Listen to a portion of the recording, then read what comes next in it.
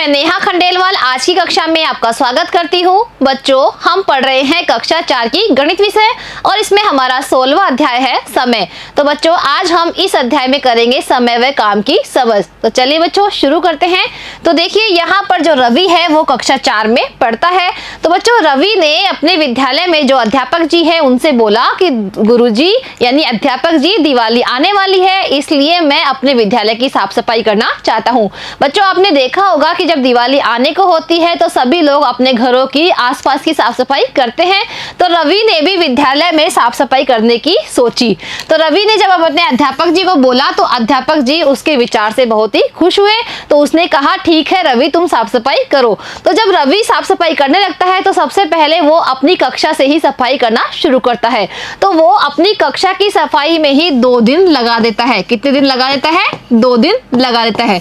तो रवि ने सोचा कि अगर मैं एक कक्षा की सफाई में ही 2 दिन लगा देता हूँ तो इसका मतलब है कि अगर मैं पूरे विद्यालय की सफाई करूंगा तो दिवाली ही निकल जाएगी, लेकिन सफाई पूरी नहीं होगी।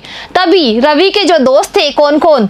विशाल, कविता और मोनू, वो तीनों भी वहां पर आ गए और उनने क्या कहा कि वो भी रवि के साथ विद्यालय की साफ सफाई करवाना चाहते हैं। तो देखिए बच्चों, यहाँ पर बच्चों की संख्या बढ़ गई है, यानी जो सफाई का काम है वो बहुत कम समय में ही पूरा हो जाएगा। तो बच्चों, इससे पता चलता है कि अगर हम किसी काम को कम लोग करते हैं तो वह काम अधिक समय में पूरा होता है, और जब ज्यादा लोग उसी काम को करते हैं तो वह कम समय में ही पूरा हो जाता है। जैसे बच्चों, यहाँ पर लिखा हुआ है कि विद्यालय के एक बगीचे की एक क्यारी को एक बच्चा 2 दिन में साफ करता है। बच्चों, जो विद्यालय का बगीचा है उसकी एक क्यारी को एक बच्चा, कितने बच्चे? एक बच्चा कितने दिन में करता है? 2 दिन में। तो 2 बच्चे क्यारी की सफाई 1 दिन में ही कर देंगे। अगर बच्चों एक बच्चे की जगह 2 बच्चे क्यारी की सफाई करते हैं तो वो कर देंगे 1 दिन में ही पूरा। क्योंकि बच्चों यहाँ पर 2 दिन लग रहे थे एक बच्चे को, तो यहाँ पर बच्चों की संख्या हो गई है 2, यानी जो काम का समय है वो हो जाएगा आधा। क्योंकि बच्चों की संख्या हो गई है दुगनी, यानी जो समय है वो कितना हो जाएगा? आधा, यानी 2 दिन की जगह है वो काम 1 दिन में ही पूरा हो जाएगा। इसी तरह से बच्चों ये बोल रही है कि मेरे पिताजी हमारे खेत की फसल को 2 सप्ताह में काटते हैं।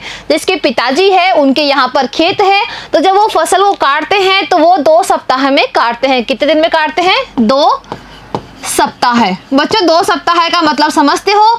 एक सप्ताह में होते हैं 7 दिन, तो 2 सप्ताह में होंगे 14 दिन। यानी इसके पिताजी 14 दिन में फसल काटते हैं, लेकिन मेरी माँ भी साथ में काटती है तो उस खेत को 1 सप्ताह में ही काट देते हैं। तो देखिए बच्चों, अगर उसके पिताजी अकेले उस फसल को काटते हैं तो 2 सप्ताह में काटते हैं। कितने सप्ताह में?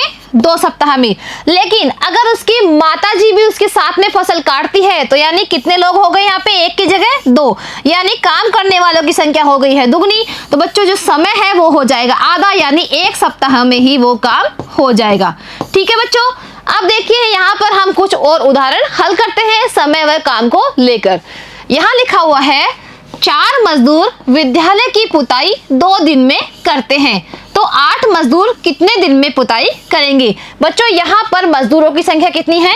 4 मजदूर, और वो विद्यालय की जो पुताई है वो कितने दिन में करते हैं? 2 दिन में। अब मजदूरों की संख्या कितनी हो गई है? अब हो गई है 8 मजदूर, यानी बच्चों मजदूरों की संख्या हो गई है 2 गुनी, 4 की जगह हो गई है 8। तो वो कितने दिन में पुताई करेंगे? तो बच्चों हमें पता है कि जब काम करने वालों की संख्या हो जाती है 2 गुनी, इसका मतलब है कि उनका जो समय है वो हो जाएगा आधा, यानी 2 का आधा कितना होता है? 1 दिन। तो बच्चों 8 मजदूर उस विद्यालय की पुताई करेंगे 1 दिन में। ठीक है बच्चों, अब करते हैं दूसरा उदाहरण। यहाँ लिखा हुआ है 6 मजदूर विद्यालय की 6 टेबल 4 दिन में बनाते हैं। बच्चों यहाँ पर मजदूर है 6, कितने हैं? 6 मजदूर, और वो विद्यालय की टेबल कितने दिन में बनाते हैं? 4 दिन में। तो 12 मजदूर कितने दिन में बनाएंगे? अब बच्चों यहाँ पर मजदूर यानी काम करने वालों की संख्या हो गई है 12। कितनी हो गई है? 12। तो वो कितने दिन में बनाएंगे टेबल। तो देखिए यहाँ पर काम करने वालों की संख्या कितनी हो गई है, दोगुनी, यानी 6 की जगह हो गए हैं अब 12। तो बच्चों जो समय है वो हो जाएगा आधा, यानी 4 की जगह 2 दिन ही उन्हें लगेंगे। तो देखिए बच्चों अब हमें पता चल गया है कि 6 मजदूर विद्यालय की 6 टेबल अगर 4 दिन में बनाते हैं तो 12 मजदूर उन्हीं टेबलों को बना देंगे 2 दिन में ही। अब करते हैं तीसरा उदाहरण। यहाँ लिखा हुआ है 4 मजदूर एक खेत की फसल 2 दिन में काट देते हैं। बच्चों यहाँ पर मजदूरों की संख्या है 4 मजदूर, और वो खेत की फसल को कितने दिन में काटते हैं, 2 दिन में।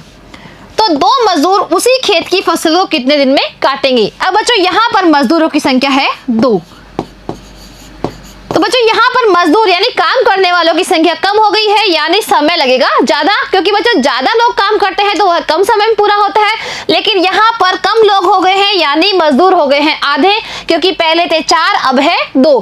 तो हमें पता है कि जो समय है वो भी दुगना लगेगा, यानी 2 दिन की जगह लगेंगे 4 दिन।